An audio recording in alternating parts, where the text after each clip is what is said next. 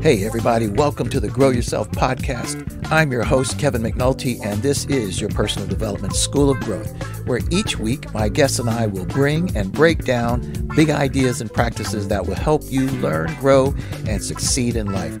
Thanks for checking us out. Now let the growth begin. Hey, everybody, welcome to another episode of Grow Yourself, where we have guests and experts and just really interesting people for the purposes of personal development and really to help us learn, grow, and hopefully become better human beings. And I got to tell you, I say this with each episode, but I'm not kidding you. I have such an interesting guest today. And I will start by just asking the sort of a rhetorical question here about, how do you go from living as a monk in New York City to coaching Fortune 500 executives? Well, this episode, my special guest will answer this very question because he lived it and lives it. He will also share an incredible journey and also some leadership lessons he learned along the way. We will dive into the challenges of radical life transitions that he endured and that we've all endured at one point or the other, and the real meaning of mindful leadership. Frankly, it's a term that's fairly new to me, and I'm somewhat in this industry. So I'm really interested to hear about this. And, by the way, why walking the talk is harder than it sounds. By the way, I'm going to ask him about spirituality and how, let's say, spirituality and leadership intersect, and how leaders and other professionals can move beyond just the corporate buzzwords and frankly, in this world and in this work in workplaces where change just is constantly happening, and we're trying to create change. We want to talk about how to move beyond corporate buzzwords into creating lasting change. So my guest today is Pandit Dasa. He's a distinguished keynote speaker and author who specializes in workplace culture, resilience, and mindfulness. After spending 15 years as a monk in New York City, he now works with Fortune 500 companies to help leaders create more mindful, authentic workplaces. And through his speeches and workshops, he shares practical strategies for fostering employee wellness, addressing quiet quitting, if you've never heard of this term, we'll talk about it briefly, and navigating the modern workplace with purpose and integrity. Pundit's unique journey, let's say, from a monastic life to corporate leadership coaching has given him really a rare perspective on mindfulness and leadership. He's spoken to some of the world's largest organizations, helping them build workplace cultures that prioritize connection, resilience, and by the way, yes, productivity. Today, he's here to just share those insights with us, and I'm just super proud to have him hear me. Pundit, thank you so much for being on Grow Yourself. Well, thank you so much, Kevin, for asking me to be here. It's a pleasure to have this conversation with you. Likewise, and I think I mentioned just before we started here that we have similar industries, we do similar work, but I tell you, putting this idea of mindfulness on top of leadership and professionalism or whatever it is, really is an added and a beautiful touch because people talk to me about mindset, not as much mindfulness, but about mindset and these other sorts of things. As you may get this question, probably one of the most asked questions that I get is how do you motivate employees? And I think through mindfulness, it seems to me that's one of the ways to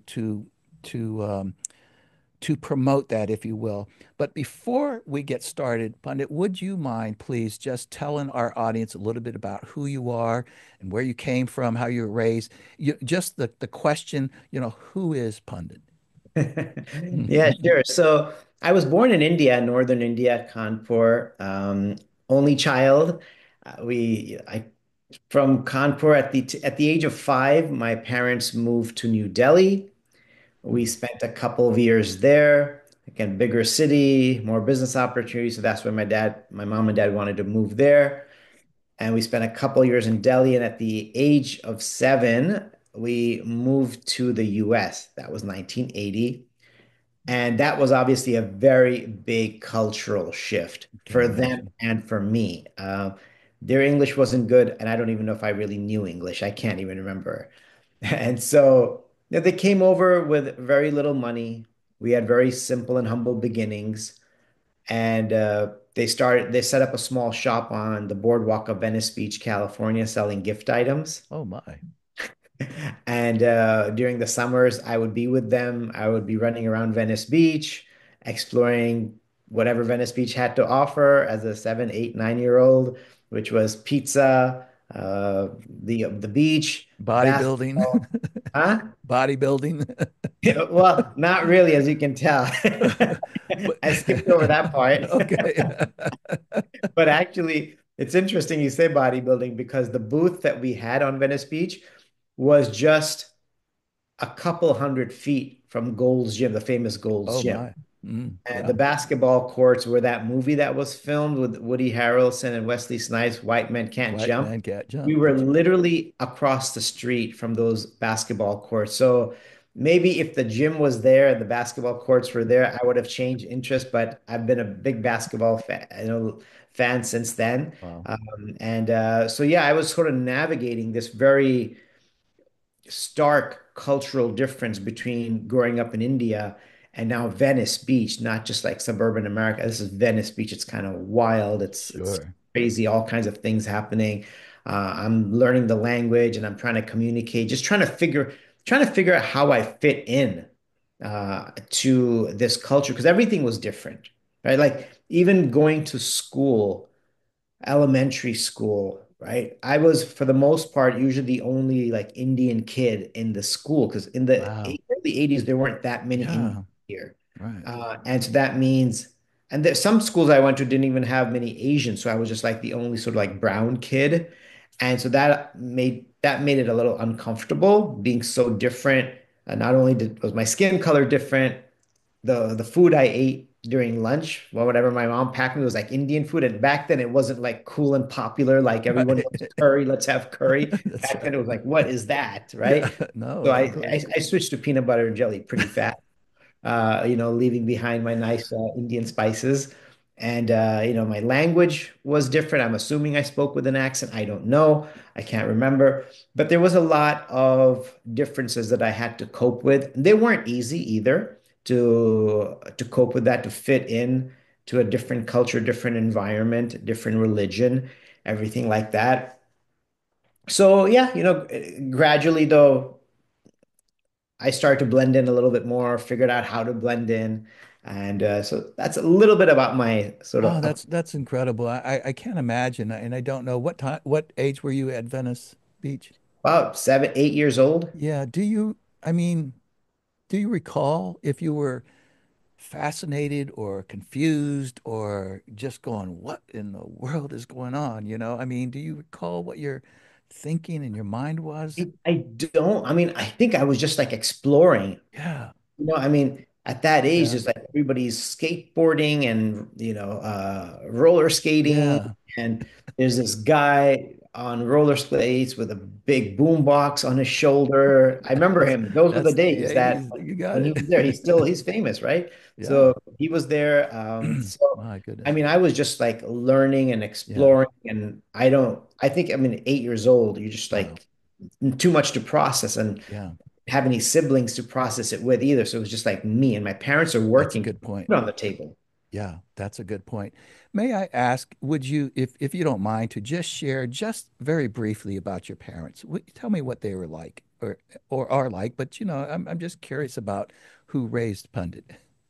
Yeah. So one of I think their qualities that they were super hardworking. Like I think like a lot of immigrants that come to this country, they're Yeah. looking for economic freedom. Yeah. And that was them. They were literally working 7 days a week for many years. Venice Beach, anything else they could get their hands on, 7 days a week, because each day was money.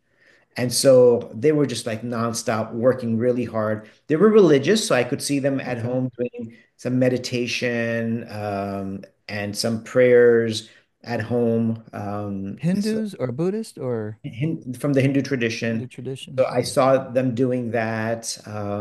Yeah, they were hardworking, nice Mm, people. I think they also didn't know how to navigate this. yeah. And I think they really didn't know how to help me navigate because they themselves were new to the culture. Gosh. So I don't think they had an idea what it means for our kid to be growing up without anyone else that looks like him.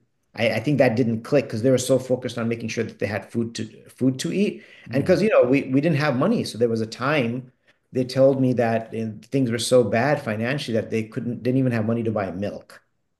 wow. I mean, that tells me they didn't even have a dollar in their pocket. And I'm just like, how? Yeah. How did that happen? Yeah. I mean, eventually, just to tell you what kind of work ethic they had, they established a multi-million dollar jewelry business in Oh, LA at wow. one point. Oh, my goodness Yeah, gracious. to going from not having a buck in your pocket to having a multi-million dollar jewelry business with $1 million house on the hills of Los Angeles. Okay. This is crazy. So keep going then. So now you're wealthy living in Los Angeles. I thought it was New York City, but I guess it was Los Angeles first, right? Okay. First, Los Angeles. So yeah, so they built this beautiful house on the hills of Los Angeles, 3 stories, 6 bedrooms, 5 bathrooms, pool, jacuzzi, a mini waterfall, and a lot. My personal room overlooked downtown LA. Like when I That's opened the crazy. curtains, I would see like a postcard view of downtown LA. Like I could take a picture of it and sell it. Wow. And so that's how things were, and everything was great. And it took about 8 years to get to that point. And I mean, we began living the American dream much faster than we expected. We didn't expect all that to happen. And so but what happened was in the early 1990s, my parents' jewelry factory caught on fire and it burnt down.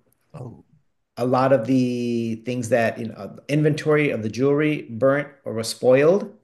Their equipment that we're using also burnt down. And during that low time, that very difficult time, especially for them, because they're the ones who built it all, I was just kind of like running around and having fun, right? Their general manager, who had access to all the information about our business, took all of the information to a competitor ugh, and got hired by them. That means the client list, how my dad was sourcing the materials, all of that, because he knew, my dad fully trusted this guy. He took it to them at that time. And so basically, you couldn't even try to get out of it. Like you're trying to get out of the hole and somebody kicks you back down. right, right. So there was no point in building all that up again because like you'd have to start from scratch because all your secrets are gone, your clients are gone, your supplier is what are you gonna why would you need a supplier when you don't have customers? Um, so yeah, that really crushed them. And then what my dad decided to do is explore new business opportunities. Mm. And he went to post-communist Bulgaria. Oh, well, now there's a slight change. Yeah, there's a little bit of a jump. And and then we were in a really tough place. And so we said, you know Yeah. what, might as well just be together. So we packed up our bags, left LA behind for good, and the three of us moved to Bulgaria. We went Why from why Bulgaria? so it was one of the countries that had just come out of communism, Okay. Yes. like a year before. And for anyone who's familiar with what things were like in Eastern Europe at that time, the shops didn't have much of Mm, anything. Every shop sold the same kind of thing. hmm. So my dad had the knowledge and skill to import things from India. Hmm. So then he started importing all kinds of things from India, and it would look different, it tasted different, smelled different. So people were like, whoa, something different. Interesting. So, Yeah. but we did go from this, the stark difference was we went from a 6 bedroom, 5 bathroom house to a 1 bedroom apartment in a kind of a depressing apartment building and starting all over again and I'm a foreigner all over again. I'm How again old? 21. My goodness Yeah. gracious. Again, the the ethnicity difference was also pretty stark, much more than in Mm-hmm. the US. I can imagine. Because people hadn't seen any Indian people at all for the Mm, most part. Maybe there were a couple of exchange students somewhere. yeah. So then again, that feeling of being looked at everywhere I went. Nobody spoke the English language. It just wasn't taught. People didn't know it. Everything on TV was in Russian or Bulgarian. Mhm. And so this was a time when I really was feeling lost. Like when I was 8 years old running around in Venice Beach, that's interesting and fun. This is like I got used to a certain lifestyle, and now I'm in an episode of the Twilight Zone, basically. You wake up and you're on a different planet, and everybody's got four arms and two heads, and you're Yeah. like, what? How did I get here? And may And I interject just one little piece here that I haven't been to Bulgaria or many of the Eastern blocs. I've been to, I think Czech Republic and maybe Eastern Germany. But, I would suppose at that point in time, and I think you said it, not only was it depressed, but depressing, right? Because it was just there was nothing there, yeah, so to speak. people So didn't have it's anything. yeah, People didn't have fancy cars, big houses, right. because under the communist regime, everybody was supposed to be equal. So Yeah, everybody had the same type of food, the same type of bread, the same type of shoes, same type of jackets, shirts, yeah. pants. So you were Goodness. supposed to look the same. So nobody was really, except maybe for the few who had some inside connections or something. Everyone else lived the same. And so, yeah, it was a very depressing play. You could see people weren't really happy. No one really Right. smiled. It was a tough life for everyone. It was a tough life, hard life. Goodness. And so that's where, I actually started to learn the language because I'm like, okay, I need to get with the program here. I got to snap out of it a little bit because this is, what else am I going to do? Mm. And so, and also at that time, just to take care of my own mental health, I started meditating for the first time in my life, like seriously. I mean, I did it a little bit with my parents because they did it, but now I'm like, I need something. This is like too much change, too much disruption. So I started to meditate, and I can did a mindfulness practice, and I think that really helped me a lot. That really did help me a lot. Mm. Mindfulness, I brought one of my spiritual books with me, and I was reading that, meditating in between trying to learn the language and trying to help my dad. So it was 2 years that we spent there, two and a half. And then because the country was so unstable, we didn't feel safe there. We were like sticking out and we were starting to make some money. And then, obviously people were Mm. noticing like, here are these foreigners making money and we're like eating bread every day, right? Yeah. Wow. So now you're in like the public, right? And it's like, and we look very different. And it was like, anything could happen to us. And the police were just as corrupt as anyone else. You give them a little bit of money, they'll look the other way. So we're like, Yeah. okay, I think this is it. So maybe we need to go. So we left Bulgaria after about 2.5 years, moved to the East Coast where my parents started a jewelry business. I helped them with that a little. The same time in New York City, I met some monks. And I was in an interesting space because I'd already gone through so much in the last 6, 7 years. And upon talking to them and spending time with them, they said, it may be good for you to take some time to introspect and reflect on what's happened in your life and how you want to live the rest of your life. And they recommended a monastery in India. They're like, why don't you go just spend like a month there and just see what it's like? Just find some inner peace for yourself. It's been a lot of turbulence that you've been through. At first, I'm like, what are you talking about? Yeah. Like, Yeah. take a month out of my life and do that. But at some point, that started to make more and more sense as the days were going by. I'm like, I do need to spend time because I just was very unsettled. And so I said, fine. They wrote me a recommendation. I went. Here I am living with 40 monks in India. That's crazy. That Um, is crazy. Can I stop you there for just a second before you move on sure. to that piece? Because it's very interesting what you're doing. But I'd like to just kind of just briefly go back to what you said when you were in Bulgaria, um, that you started meditating and it helped.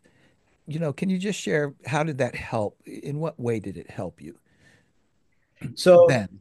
Yeah, it was a meditate, and I'm trying to remember how it helped me at that time. sure. It was a meditation combined with the reading of like some spiritual texts from India that helped me understand that nothing in life is permanent, Mm, right? All mm. happiness and all distress are like the summer and winter seasons, they come and go, I believe that. That's so you know? beautiful.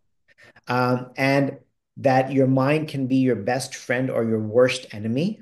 Mm, And you have a choice every day to decide uh, what kind of relationship you want with your mind, the best friend relationship or the worst enemy relationship.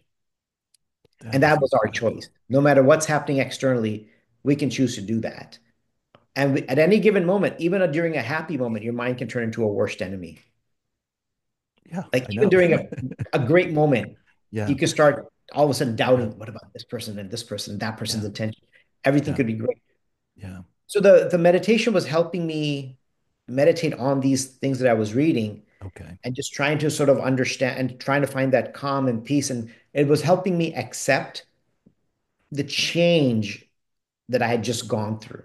Goodness gracious. Oh, that's incredible. And so I wanted to just understand that before you now talk about go to India because it sounds like you're about to take it to another level here. So you go to India and you're with 40 monks.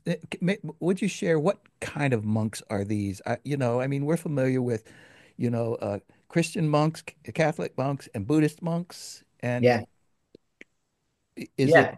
Buddhist or is it These are Hinduism? Hindu monks. Hindu Uh, monks. yeah. Okay. So Well, I was raised Hindu, so I went to a yeah, Hindu yeah. I monastery. didn't. I guess I've never really thought about Hindu Yeah. monks. When most Okay, people think of monks in the Eastern tradition, 10 out of 10 times, people say, ask me if I was a Buddhist monk. correct. Yes, In, that's what I in was thinking. 15 years I was a monk, no one's ever said, were you a Hindu monk? Like 15 years. And I've been asked that hundreds of times. Everyone said, Buddhist monk? Very I'm like, well, interesting. Buddhist monks showed up in Hollywood movies, and the Dalai Lama was quite popular. So Yeah. therefore, everybody just kind of identified them as Okay. monks. I'm So I tracking. was living with 40 monks. Some of them had engineering degrees, and they didn't feel satisfied with that. And not all of them, but about of the 40, I'd say about half of them had some kind of engineering degrees or some kind of bachelor degrees. Some of them had master's degrees, coming from really good families that they were just feeling dissatisfied. They weren't all coming from like me, like all like life turned upside down, moving. Some of them came from good families, had good, wealthy families, and had good higher education degrees. And they Hmm. were just looking for something deeper in life. So again, about half of them had some kind of degrees. And the others, I think maybe even more than that, maybe about two-thirds. No one had their own room. No one had their own bed. No one even had a mattress. Everybody was given a thin straw mat. You'd put that down on the floor, and there was three common rooms, and you just throw it down and go to sleep. And in the morning, wake up at 4, and the bathrooms are communal, so you're waiting to use the toilets, the showers. By 5, everybody had to be in the meditation hall, and the meditation would begin. Meditation, prayer, that would go from about 5 to about 8:30. Different times of meditation and prayers. Then we would all sit together and eat breakfast, which was all freshly made. And then the rest of the day, other than lunch, was everybody was doing different service, cleaning, cooking, laundry. A lot of the monks would also go out to other people's homes and give talks and teach meditation. So that was also part of their service. And so I was just kind of jumping in, sometimes cooking, sometimes cleaning, sometimes traveling with the monks here and there. And then something was happening as all this was going on. I went from that initial 1 month to 3 months, then ultimately to 6 months.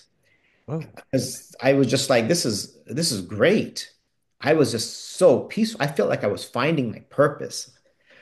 And I could have never imagined this living in that $1 million home in the hills of Los Angeles. Like yeah. never in a No, it's not even on the same strangest planet, nightmare. yeah.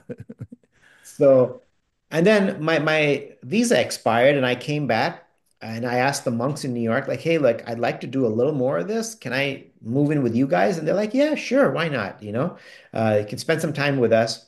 I thought maybe 6 months, right? And turn it to 15 years, Kevin. That is insane.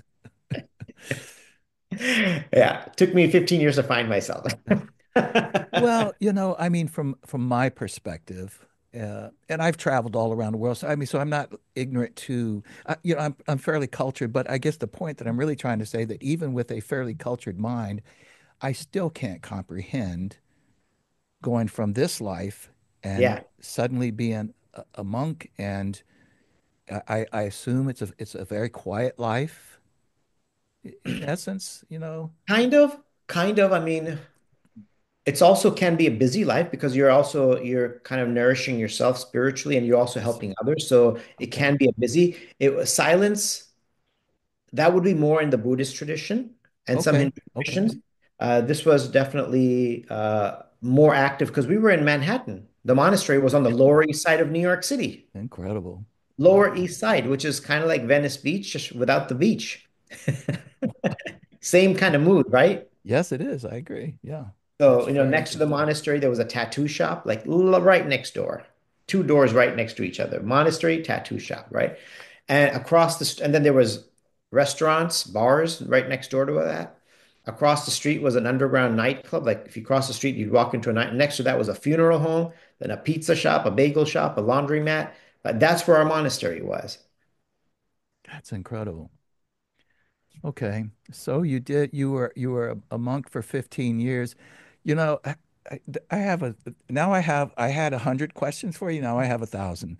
But I'm going to keep pushing us along because I want to make sure that we get through to this and maybe you'll be gracious enough to come back and just talk about that life. I think Okay. it's fascinating. Okay, so you were a monk for 15 years. If there's something that you would like to talk about within that, and then maybe into the next, you know, transition. Sure. So Wow. during that time, one thing is that during that time, one interesting that happened was I was living in the monastery. I was forced to confront my greatest fear, which was the fear of public speaking. Oh, And the funny thing is, I'm a public speaker by profession now. That's all I do. So my biggest fear became my occupation, which is just the wildest thing. Like I couldn't even get up in front of three people to express my opinion. I was that like scared and lacked confidence. But part of the tradition was that as you learn, you have to teach. I'm like, oh no, I'd rather just learn. They're like, sorry, that's just not the formula here. You have to teach because by teaching, you learn more. And so, yes. yeah, exactly. And so that was used right against me, like, yeah, okay, well, you want to learn, well, this is how you do it.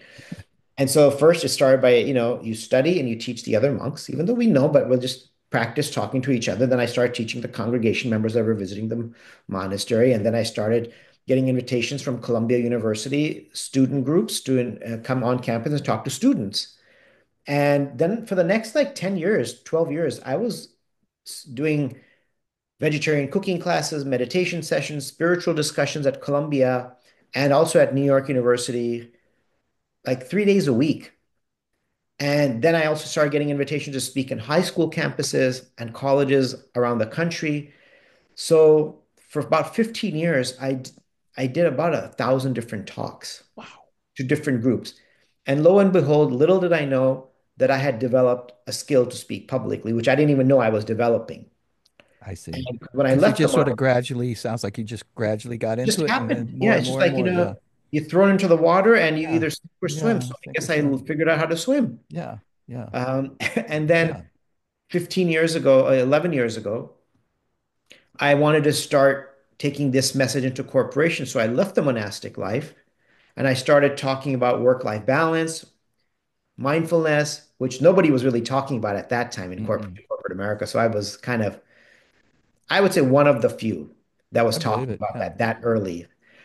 And so, corporations also, in addition to a talk, like a good story. So I would always start by telling my story and how I became a monk and why I'm not a monk anymore. So they would love that. So they now it also established me as having credentials to talk about mindfulness and make it relevant for the workplace. So for the last 11 years or so, I've been speaking to organizations within the US, hundreds of them, maybe thousands, I don't know, and some internationally as well. So that's sort of how I got here. So, and did you also then gradually move away from the monk lifestyle, or was there a break? Was there a place that you said, okay, I'm done here and moving on to corporate? I mean, was that like a hard break? Well, I like to think that once a monk, always a monk. You like that one? I love it. So maybe that can be the title of this interview. Once a Yeah, monk, always a monk. always a monk. I love it, man. That's so So good. so that there's truth to that sort of statement that I just made Yeah, because I didn't stop my meditation. I didn't do it for yeah, like 2 hours every day like I was yeah, doing.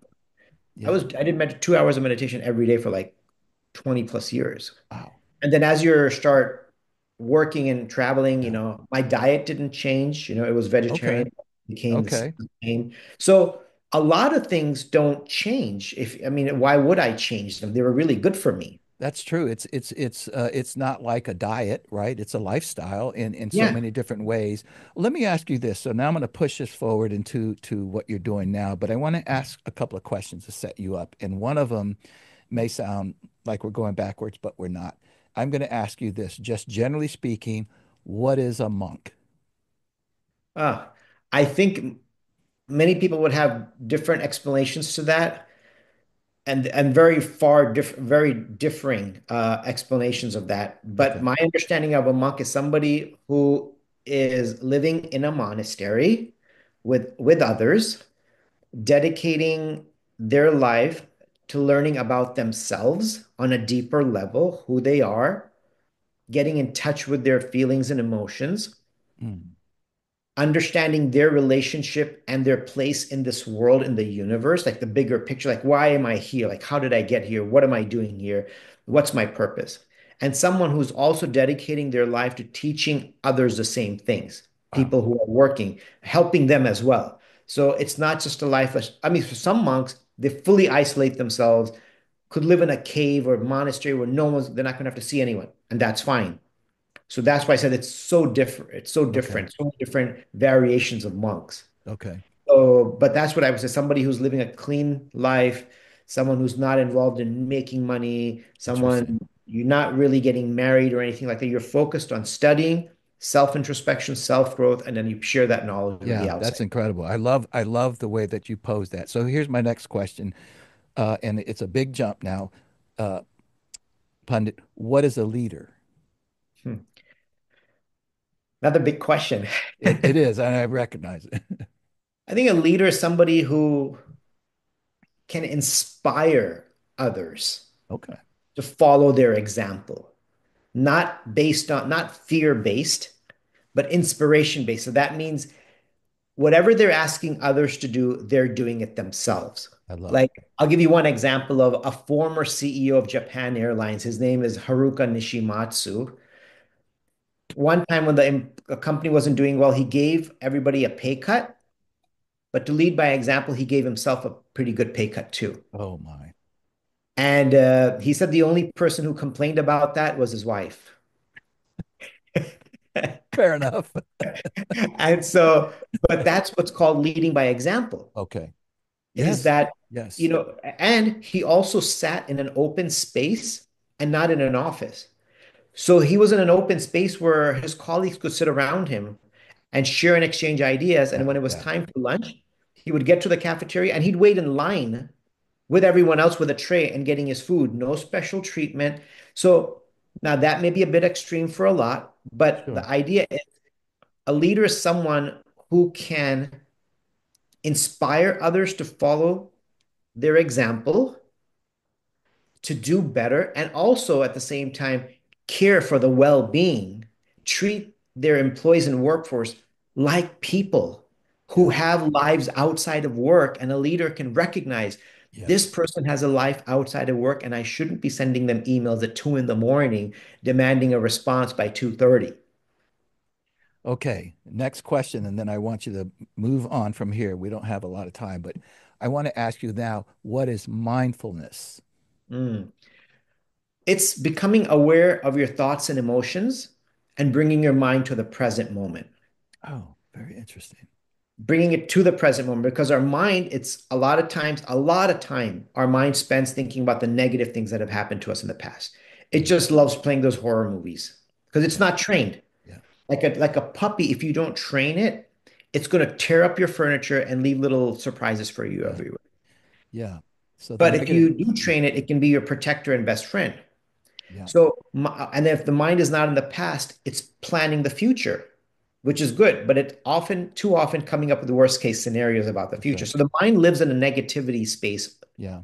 most of the day. Yeah.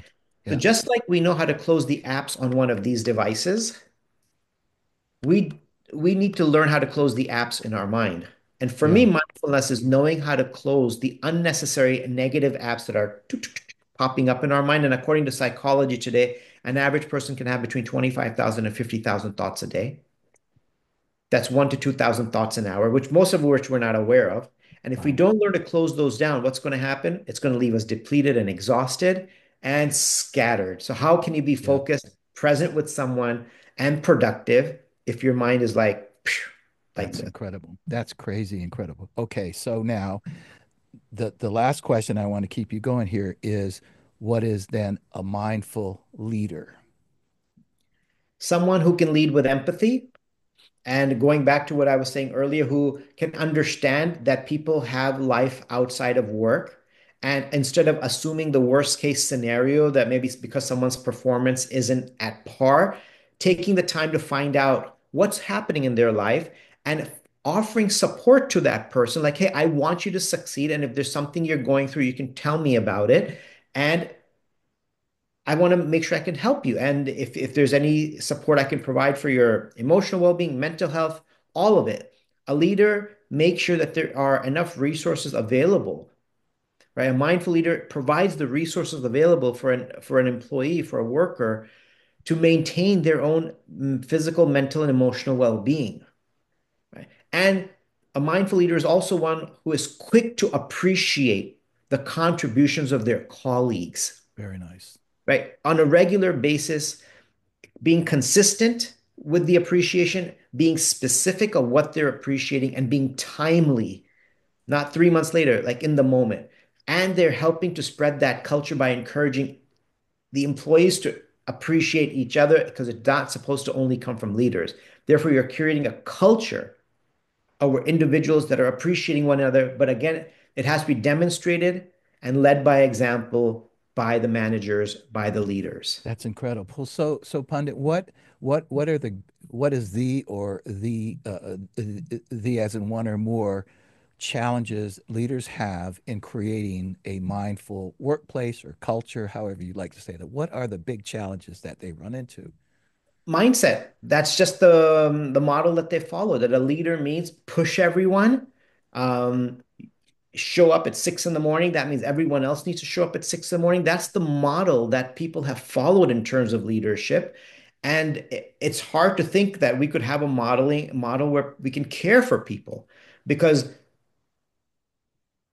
I think leaders are starting to learn that when people feel cared for, they actually work harder. Like there was a research from Wharton Business School Hmm. where they were going to do fundraising calls and they divided the fundraising team into two. The first group made calls like they normally would.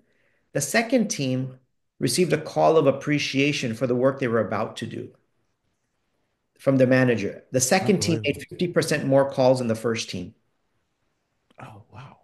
just because of that. And I think this is what leaders are starting to understand.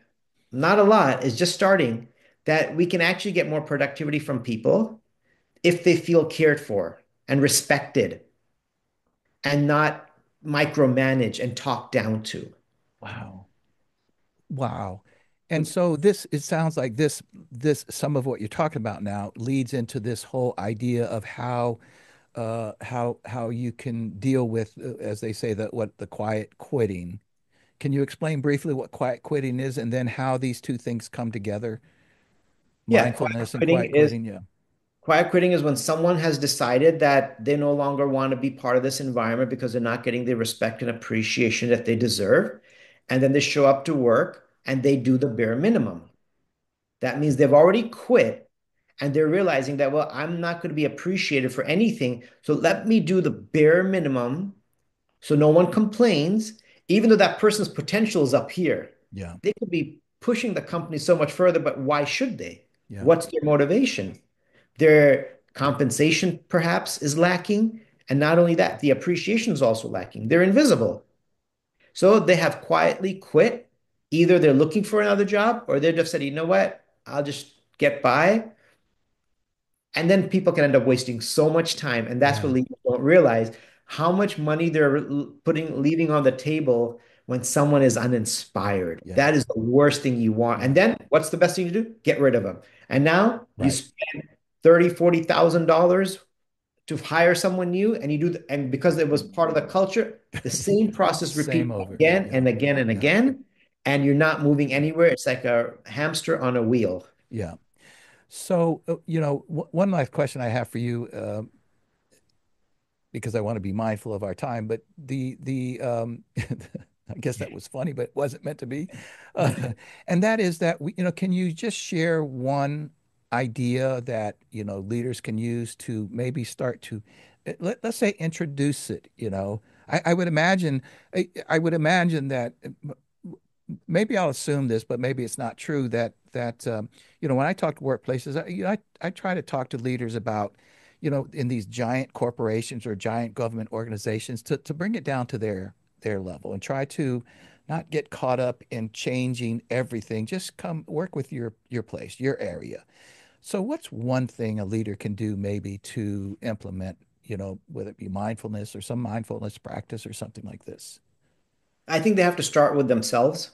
It has Okay. to be led by example. Okay, You fair can't just enough. give it to everyone else and not do it yourself. I say take a couple minutes out of your day.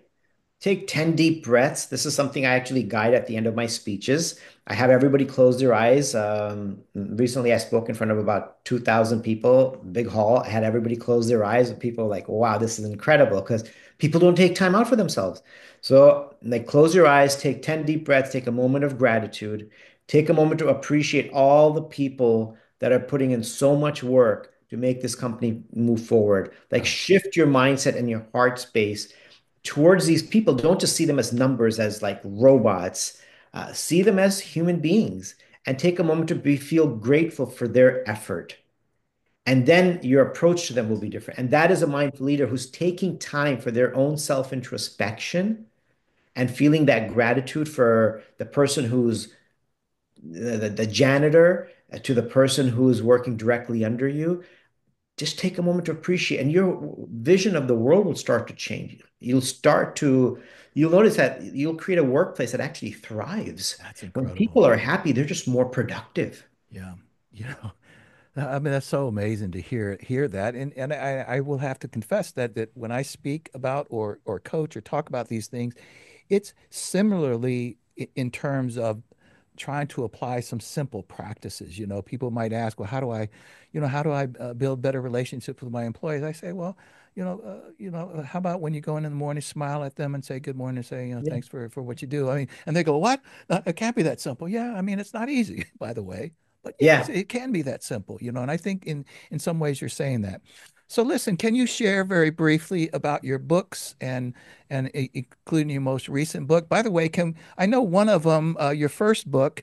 I'd like to see a picture of it because it has you as a monk. So There it is. there There is it is, me. Pandit the monk. Nice shiny shaved Unbelievable. head, That's right. saffron colored I robes. love it. And this is actually on the top of the roof of our monastery, and that's the Empire State Building. So it was only we were only 30 minutes Oh from the Empire State Building. That's the Chrysler Building right there. So I was in the my. thick of it. So it's called Urban Monk, was the first book. I wrote this the year before leaving the monastery because people Okay. were always asking me about my story. So this was my very spiritual journey.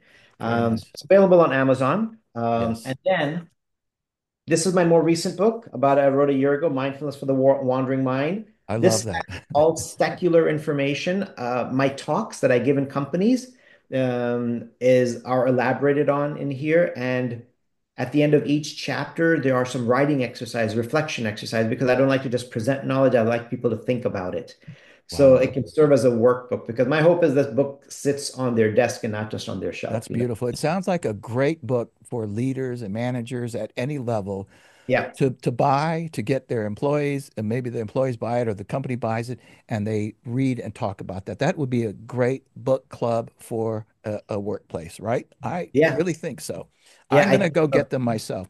Well, listen, Pundit, again, I want to be respectful of your time. And so, may I just ask you two quick things? One, if there's anything else that you wanted to share, maybe that I didn't ask about or that you didn't share. And secondly, if or along with share where people can find you and get in contact with you, whatever the case might be.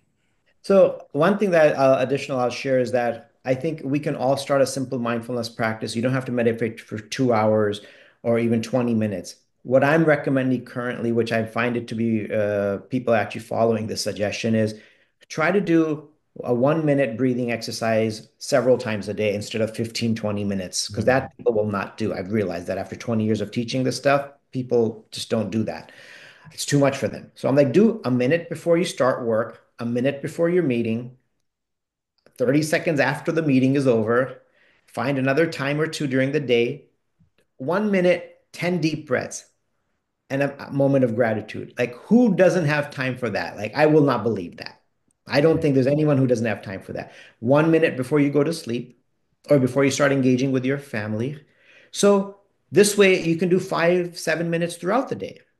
Very And then you nice. also build a muscle memory that when something is difficult or you're stressed, you're like, oh, wait, let me just do that right now because that Yeah. helps. So that's one simple thing. And that's good for any, I happen to be a practicing Christian, and that's good for Anyone. Yeah, anyone. this It's is not like a religious thing, right? no, it's not, it's secular. Yeah, There's research secular. around. So Yeah. this is something that's Very being nice. done by corporations, by athletes, by military, by doctors, by nurses, by students, by Love it. teachers. Everyone's doing it. You know, people in synagogues are doing it, in Yeah. churches they're doing it. It's being taught everywhere now. Very nice. Sure, the oranges are coming from India, but hey, you don't have to do all the spiritual component to it. You could take something that has a physical benefit like this and yoga and implement it, right? Yeah. So the other question, people can find me two simple ways. One is my website. It's panditdasa.com, PANDITDASA.com, and LinkedIn. I'm very active on LinkedIn. Again, just type my name in. I don't think there's another Pandit Dasa on LinkedIn. Maybe there is. I don't know. I think there actually is, There is. Okay, well, or there maybe you go. not, but go ahead. Yeah. Yeah. So just look me up there, add me, connect with me, let me know that you heard me on the podcast, and I'm Yeah. happy to stay in touch and answer any questions people might have. Yeah. Which is where I met you and came across you. So, well, Yeah. listen, Pundit, I just can't begin to tell you how much I enjoyed this, how much I learned from it personally. I know the audience did as well, is as well, and will. And just thank you so much for taking the time to be on Grow Yourself. Thank you so much, Kevin. It's been an absolute pleasure. Thank you so much.